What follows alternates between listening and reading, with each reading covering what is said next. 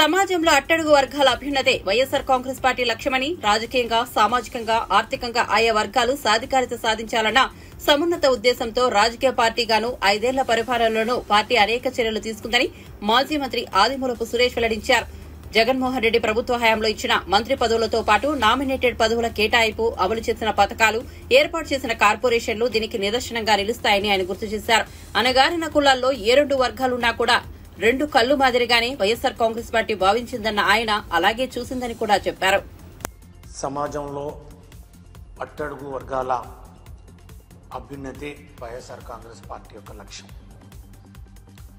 సామాజికంగా, రాజకీయంగా, ఆర్థికంగా ఆయా వర్గాల సాధికారతే సాధించాలనే సమున్నత ఉద్దేశంతో రాజకీయ పార్టీగా 5 ఏళ్ల పరిపాలనలో వైఎస్ఆర్ కాంగ్రెస్ పార్టీ అనేక చర్యలు తీసుకుందని చెప్పి కూడా మనం చేస్తూ ఉన్నాం.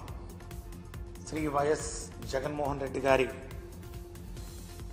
ప్రభుత్వం హయాంలో అమలు చేసినటువంటి పథకాలు, ఇచ్చిన మంత్రి పదవులతో పాటు నామినేటెడ్ పదవుల కేటాయింపు, ఏర్పాటు చేసినటువంటి కార్పొరేషన్లు ఇవన్నీ కూడా నిదర్శనంగా నిలుస్తాయి. అణగారిన కులాల్లో ఏ 2 వర్గాలున్నా కూడా వైఎస్ఆర్ కాంగ్రెస్ పార్టీ అవి 2 కళ్ళుగా భావించింది, అలాగే చూసింది కూడా.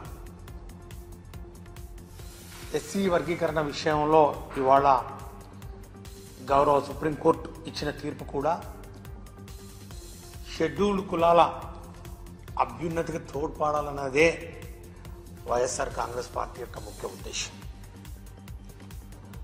గౌరవ సుప్రీంకోర్టు ఇచ్చిన తీర్పును అవకాశవాద రాజకీయాలకు వాడుకోకుండా తీర్పు, ఈ యొక్క సుప్రీంకోర్టు యొక్క తీర్పు స్ఫూర్తి ఏదైతే ఉందో ఆ స్ఫూర్తిని మనస, వాచ, కర్మేణ అందరికీ న్యాయం జరిగేలా